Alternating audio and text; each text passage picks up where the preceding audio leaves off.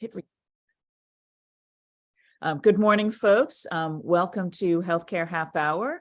This is North Carolina Health News's monthly conversation about topics that we've been writing about. This month, we're doing something a little bit different. We tend to be a little bit policy heavy, and this month, this is much more practical, especially as we get into the holiday season. We'll be talking with Dr. Sujay Kansagra, I hope I pronounced that right, otherwise known as That Sleep Doc, on social media about getting to sleep, helping your kids get to sleep. I think there's some helping adults get to sleep. Sleep is something that we all do. I know I've got my coffee here, and it's something that is a big concern for all of us. So I'm going to get out of the way and let Taylor Knopf, our mental health reporter, get started with Dr. Kansagra and take it away. Great, thanks. Well, let me introduce you to our guest today. As Rose said, this is Dr. Kansagra. He is an associate professor at Duke University Medical Center and then double boarded in child neurology and sleep medicine. He specializes in treating a variety of sleep disorders, including sleep apnea, insomnia, narcolepsy, and parasomnias. Hope I'm saying that one right. He is currently doing research in novel technology that helps insomnia with infants. He can be found on multiple social media platforms, as Rose said, under the handle @ThatSleepDoc, wherever you go. So you can look for him there if you're looking for tips beyond today. Before we get started, I just want to remind folks that North Carolina Health News is a nonprofit newsroom dedicated to exploring a full range of healthcare topics. And we are powered by you, our readers, and we really appreciate your donations to support our work. Our link to our donation page will be in the chat. Now is a great time to support us as we're in the middle of our end of year fundraising campaign, where all donations are doubled by a grant program called Newsmatch. So with that, let's get on to our conversation. So Dr. Kansagra, how did you end up specializing in sleep medicine in the first place? Quite a unique specialty. Yeah, it's a great question. You know, oftentimes people don't realize that sleep medicine is its own specialty in medicine. They're like, what do you guys do in sleep medicine? But it's a large field. And for me, I always had an interest in the brain and the way that the brain works and the mysteries of the brain. I always knew that I was going to kind of probably tailor my focus towards the pediatric side of things, because back when I was in medical school, the types of things that we saw in pediatric neurology, it was quite varied, and the treatments were a little bit more proactive, things that we could do to change the direction of a child's neurologic development. There's a lot more we can do now on the adult side too. That's not a knock on the adult side, but pediatrics at the time I was training just seemed more attractive in that way. And then sleep in particular for me is just something that I've always been fascinated by. It's something that we don't learn a lot about in medical training. And there's a lot to unpack, a lot of research to be done, a lot of education to be shared. And so it seemed like a great fit for me. And plus, I love to sleep. And so it seemed like a natural fit. Sure. I mean, when you're without it, it's painful. So I understand. So the first time we spoke, I was writing a story and I asked you about the use of melatonin supplements in children. And you explained that the supplements are often unnecessary because most sleep challenges that children experience are in the behavioral realm, and therefore they have a behavioral solution. And then you talked about two of the most prevalent sleep disorders and how disorders is kind of a large term because they're just so common. Could you talk a little bit about those two disorders and then maybe talk about some of those behavioral sleep solutions that could address those? Yeah, absolutely. So, the big umbrella term is insomnia. And, the classification for sleep disorders, it's based on the International Classification of Sleep Disorders. It's a manual that we have. And so the big umbrella term is insomnia. But under that, depending on what you're experiencing, we have little subtypes.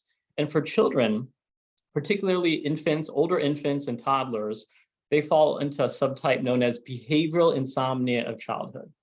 And under that umbrella, there are two disorders. One is sleep onset association disorder or subtype, and the other is limit setting subtype. Sleep onset association, just to kind of briefly describe what it looks like, we associate the process with falling asleep with things in our environment. So for example, if there's an adult that says, I have to have the TV on to fall asleep, their brain has become accustomed to the TV being on when it goes from wake to sleep. Well, for infants, oftentimes it's some sort of caregiver intervention that's helping them fall asleep. And so they go to sleep, let's say being held and rocked or being fed. But then as the night progresses, we have multiple awakenings. That's a normal part of our sleep. You're supposed to wake up. Every human being wakes up. What happens is when infants wake up, it's suddenly the environment is different than it was when they fell asleep. They want that same stimuli put back in place. And that can become a problem if they're waking up multiple times, requiring caregiver intervention and staying up for long periods of time, disrupting everybody's sleep, including their own. That's sleep onset association disorder. The second one is limit setting. It's just how it sounds. It's a toddler that's testing their limits. Toddlers are great at this, right? They're pushing, they're seeing where their boundaries are, what the limits are. And oftentimes nighttime becomes one of those flashpoints in which they really are testing their limits. So this could, show up as refusal to go to bed. It can show up as making multiple curtain calls at night, saying, hey, I need another hug, I need another glass of water. Now I got to go to the bathroom. Oh, I'm hungry again. Check for monsters in the closet, all sorts of stuff. And it can be very hard because that can lead to prolongation of the bedtime routine and again, sleep deprivation for everybody. So those are the two core types of behavioral insomnias of childhood. Right. Yes, I've experienced both. I have a 3-year-old. So. I'm sure you have. They're super common, Yeah. Anywhere between 30 to 50% of infants and toddlers have experienced sleep challenges. So it's incredibly common. Right. I just want to remind our audience, if you have questions, please drop them in the chat box and we will get those over to our guest. So can you tell us a little bit about the different sleep training methods that are out there, when those are age appropriate to start, and then, which ways you recommend parents start with those? Sure. Yeah, sleep training is essentially a treatment for the first type of behavioral insomnia we talked about, which is sleep onset association subtype. And, this is where the child has developed a dependence, typically on a caregiver to help them fall asleep, and needs that same intervention multiple times. So when it comes to sleep training, which is kind of our term to say, how do we get rid of these sleep associations? The goal here is to teach a child to become an independent sleeper or a self-soother, being able to learn the skill of turning their brain from awake to asleep on their own without being dependent on external factors. Now, the best age, if your child is otherwise healthy, was born on time, you can feel pretty safe around 6 months of age implementing the typical sleep training techniques. Some children respond as early as 4 months. And so if you're in a desperate state and the child is 4 months and you want to try it, you could certainly try, but some kids just aren't ready yet. So you wait, you try again at 5 months, and then usually by 6 months, everybody is ready. And there are a variety of approaches. People are like, well, what's the best sleep training technique? The goal for me is, what technique does the family feel comfortable with, and they're going to be able to follow through on. Those are the two main characteristics. There's a lot of debate out on parent blogs, et cetera, about safety and how sleep training techniques are abandoning your child and bad for the health. When it comes to the science behind sleep training techniques, there's no real debate here. I mean, there's no real debate. It's great for people that want to debate on the blogs, but when it comes to the data that we have regarding sleep training, it's safe, it's effective, it improves short-term maternal mood scores, it improves sleep continuity for children. So it's safe. So the key message here is if you're wanting to do something to change your child's sleep, you should not be dissuaded by people that are spreading misinformation regarding these techniques. So let's get that out of the way first. I'm happy to go into some of the practical advice regarding how to implement sleep training. And I can there are multiple methods, so I can share with you the ones that I usually recommend, if that's what you'd like to hear about next. Maybe just tell us which one you recommend parents start with, or what might be the most popular one. Yeah, I think the most popular is graduated extinction is the formal name. The layman's term for that is Ferber method, or controlled crying techniques, or intermittent check-in technique. It's essentially waiting short periods of time between checking in on your child to allow them to kind of soothe on their own. Right. Let's we got a few questions from some guests who are with us today before today's started. So you kind of addressed, there was a question about like the sleep social media influencers and what's out there, and you kind of already addressed that. There's a lot of misinformation about sleep. Is there anything else that you'd like people to be aware of as they're out on the internet looking at all this sleep advice?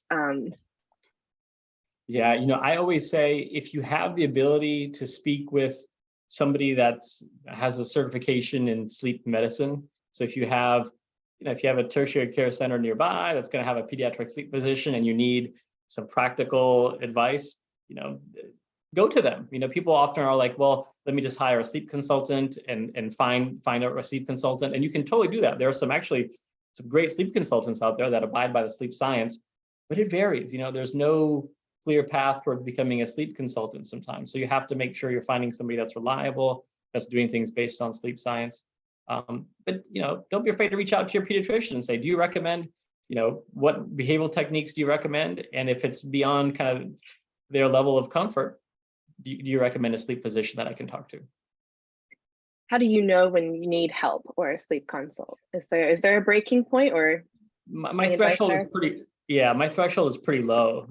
If you feel like it's a problem, it's a problem. Like if it's, and what is a problem? So if it's affecting your day-to-day life, if it's affecting your relationship with others, if it's affecting your ability to bond with your child, if all of you are sleep deprived, and I always prioritize the child's safety. And by child safety, I mean, if you're driving your child around and you are feeling tired and sleepy, that's unsafe. That's unsafe for you, of course, but it's unsafe for your child.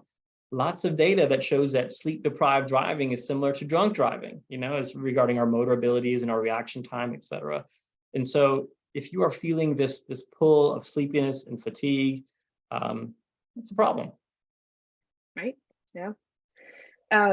So we just talked about how those sleep training methods for infants, especially, you can't really start before the 4 to 6 month range. So I wonder, what advice do you have for parents just leaving the hospital? They're watching the clock ticking on that maternity or paternity leave in 8 to 12 weeks, and they've got to go back to work, or maybe sooner. So how do you initiate good sleep practices and routine with a newborn who's too young for the sleep training methods?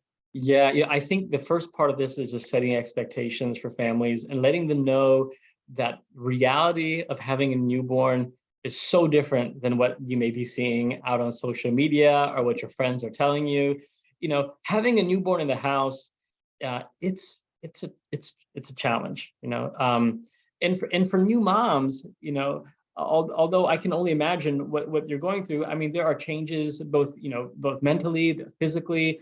Postpartum blues is a very common phenomenon that usually resolves after about 2 weeks. And then postpartum depression is something that you really have to be wary of and seek help for if you're feeling that you are feeling excessively overwhelmed, having thoughts of sadness, having difficulty bonding with your child, pulling away from other people, difficulty sleeping, difficulty eating. I mean, these are all signs that you may have something more serious, and you need to be comfortable talking with your physician about this, because there is help out there for this. So I think that's the first step, is setting expectations to say the initial part is challenging. It is tough, and you might see pictures of people backpacking through Switzerland with their newborn. This is not the reality of having a newborn in the house. It's messy.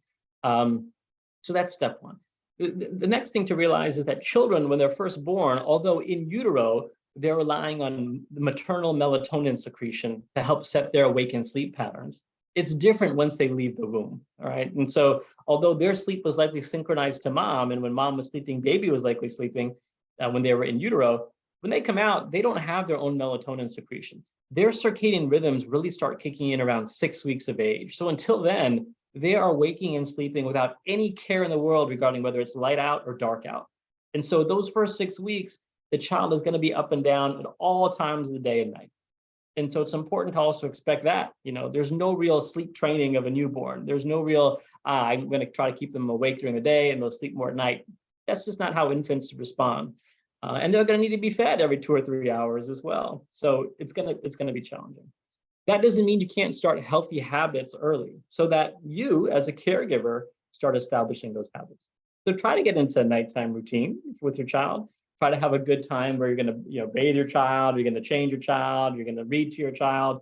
Start all those things early.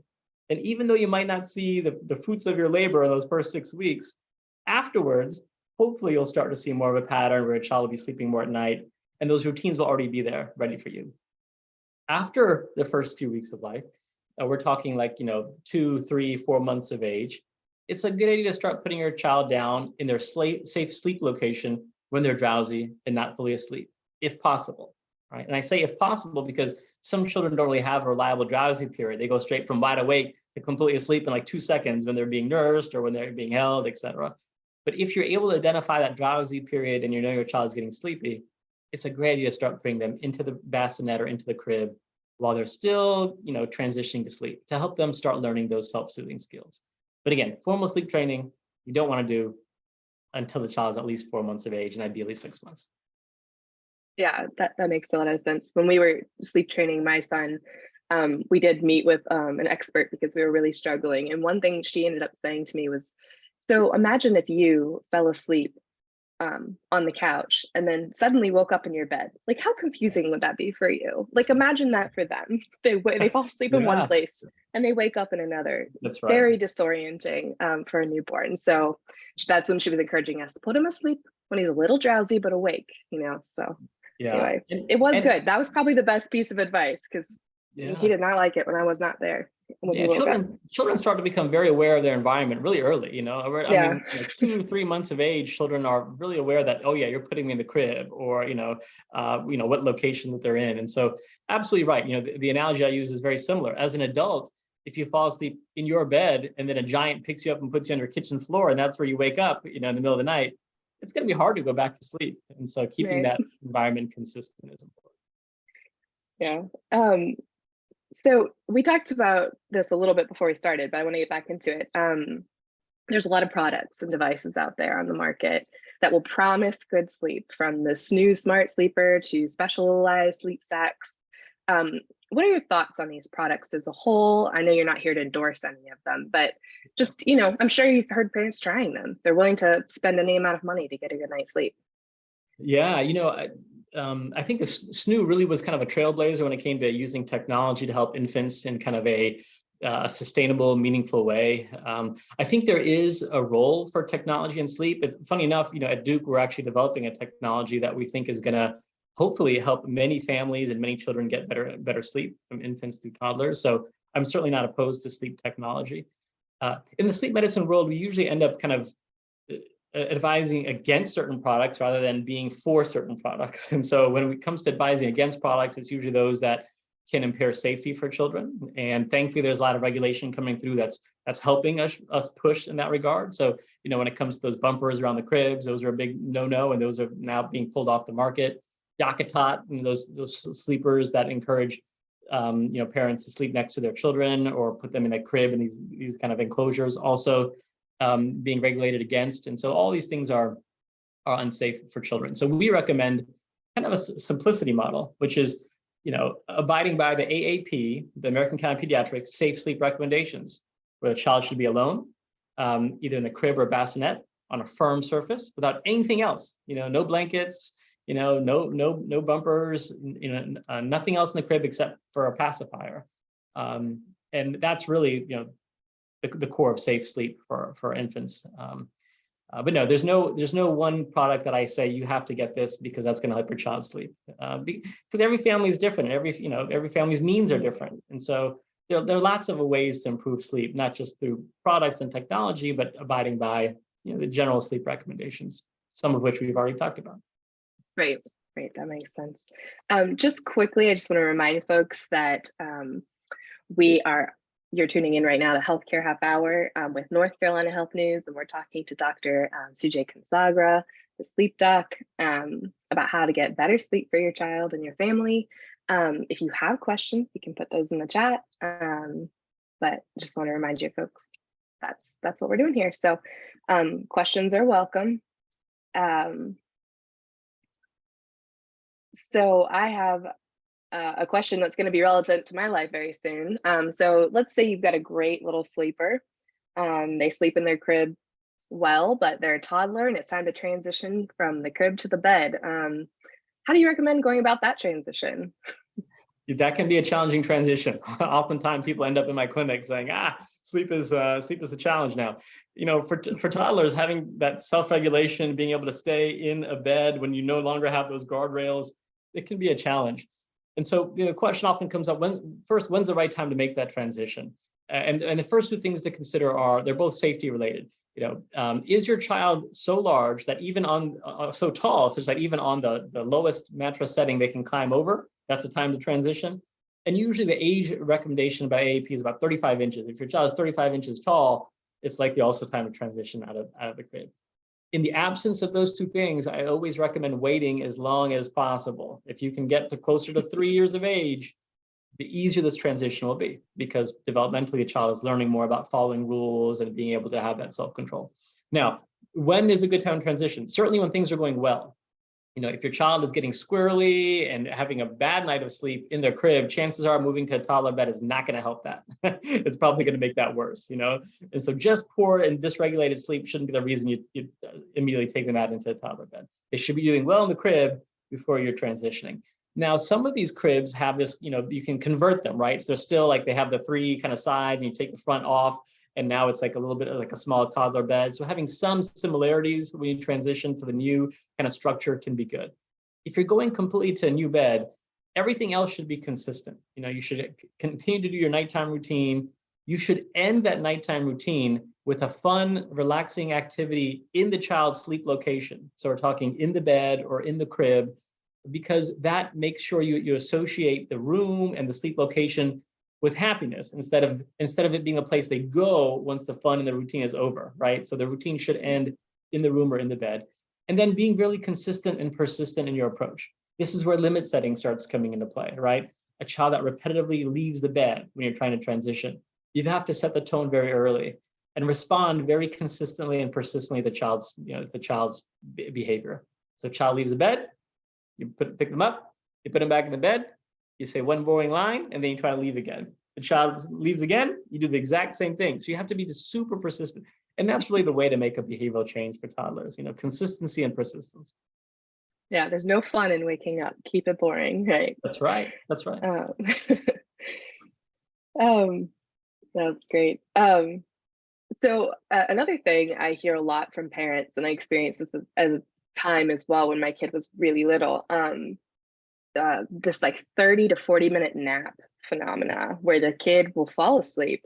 I'm talking like babies, 2, 3, 6, 8 months. They fall asleep, they sleep for about 30 or 40 minutes, but they're up on the dot. What's going on there with those really, really short naps? And how do you lengthen those? This gets into, children are different. Every child is going to approach sleep a little bit differently. If your child is old enough to learn those self-soothing skills, we're talking 4+ months of age, and they don't have those skills yet, your nap might be artificially short, because when they have an awakening, they can't get themselves back to sleep, even though they're sleepy. And so that's one thing I emphasize is like, has your child learned how to self-soothe? If they're old enough, that might be limiting the length of your nap. The second thing is your child, what's the expectation for the total number of hours of sleep in a 24-hour period? Maybe your child is meeting that anyway, even with a short nap. Most infants are getting the sleep that they need over a 24-hour period. And it might not be in a schedule that parents like, but they're usually getting their 24-hour need. Infants have a way of getting the amount of sleep that their bodies naturally need and crave. So they might be consolidating more of their sleep at night, and that leads to shorter naps during the day. And so there are a lot of sources where you can get what they call age-related norms for sleep, like the total number of hours in a 24-hour period. But just to give you a sense, even for newborns, that range is anywhere from 12 to 18 hours in a 24-hour period. It's a wide range. That range actually tends to narrow as you get through the later infant years into the toddler years, but it's a range. So even though your first child may have slept, 14, 16 hours, it doesn't mean your second child is going to do the same thing. So be wary. Yeah, even in the same family, children can have different sleep needs. Well, that's important to know. Yeah, because you may be really taken aback by a second child who doesn't have the same sleep needs. Yeah. That's right. Let's talk real quickly. I know we have some people on the call who maybe their children are grown now, and so this isn't exactly as relevant to them. Let's talk about good sleep hygiene in general, because I remember you mentioned that when we talked for the story that I wrote. Can you just go through like the tenets of good sleep hygiene? Because I think it's been a really stressful couple of years for everybody, and maybe we need to be reminded of what those are. Absolutely. Sleep hygiene applies for every single human being. Sleep hygiene is a core foundation for what sets you up for a good night of sleep. It's, we talk about dental hygiene, personal hygiene. Sleep hygiene are the things in your environment and your behaviors that can help or hurt your sleep. So the core pillars: one, having a nighttime routine, 20 to 30 minutes prior to bed, same calm, relaxing activities that lead you up to bed. And what's happening is that your brain is subconsciously being primed to go to sleep because it gets used to, okay, this routine happens and then sleep happens. Number two is having a cool, calm, quiet environment. For adults, the temperature that we usually recommend is somewhere between 68 and 72 degrees. Your body temperature to get into that deep sleep actually needs to fall. So you definitely don't want it to have it on the warmer side. Cooler side is typically best. Number three is trying to keep your schedule the same, your wake up time and your sleep time the same, regardless of the day of the week. Weekdays, weekends, trying to get your body into that routine. And the fourth thing is avoiding substances and exposures that are going to hurt your sleep. And so we talk about light exposure, of course. Light, your brain cannot distinguish between artificial light and sunlight. And so if you have a phone close to your face at nighttime, your brain is saying, light, I'm going to decrease my natural sleep hormone, which is melatonin, and I'm going to try to get you to bed later because it's still daylight outside. So it tricks your brain. So you want to avoid that light for at least 30 minutes prior to bed, that bright light. Nicotine, alcohol, caffeine, these are all big, as you sip your coffee right now, these are all detractors of sleep. Okay? And so let me talk just a second on alcohol and caffeine. Yep. People always say, oh, well, I drink alcohol, I fall asleep quickly. Isn't that helping? Well, alcohol does help you fall asleep faster, but it's a net negative on your sleep because your body withdraws from the alcohol as you sleep. You have more fragmented sleep and you wake up earlier than you would otherwise. And it's not as refreshing. So sedation from alcohol does not equate to good sleep. That's important to know. The second thing is caffeine. Your body can only churn through about half the caffeine in your system every 4 to 7 hours. That's the half-life of caffeine in your body. So even caffeine you drink in the morning, some of it is actually likely still lingering at night when you're trying to get to bed. So and the older we get, we tend to actually metabolize it slower. So if you're finding that you're having fragmented sleep, you can't get to sleep, sometimes even getting rid of morning coffee can help. I've seen this in my clinic. Even getting rid of morning coffee can help with nighttime sleep. So just something to think about. I'll throw out there. Yeah, I don't think people usually think about that. I know my own mother, she's approaching 60, and she always says, like, I just need to stop by noon with my caffeine intake, but she's having so much trouble sleeping at night. So I'm going to send this to her. I say give it a try. Give it a try. It's not going to hurt. Yeah. Switch to decaf for a week or two and see if it makes a difference. Yeah, that's a good point. There's one more question from an audience member that I forgot to get to, but this will be our last one. Why are some children so easy to get to sleep, and then other children are so difficult? I mean, you can see some parents that feel you're just like, you were blessed with that one, and then others that their little kid looks like an owl in the middle of the night. So yeah, we know that there are both genetic, innate things that dictate how we sleep, that dictate our circadian preference regarding whether we want to be night owls or morning people. And then of course there are environmental things.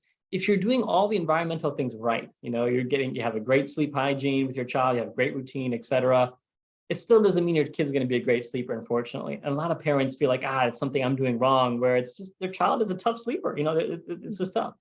And on the flip side, you can do everything wrong and your kid might be a great sleeper, So I say, don't judge your own parenting skills by, my neighbor's kid slept 12 hours by 12 weeks of age, It's probably not you, and it's probably not them being amazing parents, although I'm sure they're great parents. They might just have a naturally great sleeper, Right. Similarly, when parents have two children, their first one was a great sleeper and they thought they did everything perfect and they're like, oh, we are awesome parents, look at us. And the second one comes out and then they get, there's a complete, disaster when it comes to sleep. You realize that there's some things that are just innate, but that doesn't mean it's not modifiable, and so even though a child has sleep challenges, most of them are readily modifiable by some of the behavioral techniques that we talked about. So hope is not lost if you have a naturally challenging sleeper. Thank you so much. And with that, we'll tell our guest, thank you for today. Thank you for joining us. Thank you for our audience for being here. This was Healthcare Half Hour, brought to you by North Carolina Health News. We're a nonprofit and we provide all of our content and events like this for free. We also have a free newsletter that shows up in your inbox twice a week. So we'll put a link to that in the chat where you can sign up for that newsletter. And another link where you can make a donation. We rely entirely on grant funding and generous donations from our readers. So I'd like to remind folks that all donations are doubled through the end of the year. So this is the best time of year to show your support. Again, thank you all. And oh, and one last note, you can find our guest at That Sleep Doc on all social media platforms. I've already followed him on several of them, and they're already helping me with my toddler. So thank you so much for joining us today. And I know you've got a hard stop to get out of here. So thanks again. I appreciate it. Of course. Thank you guys.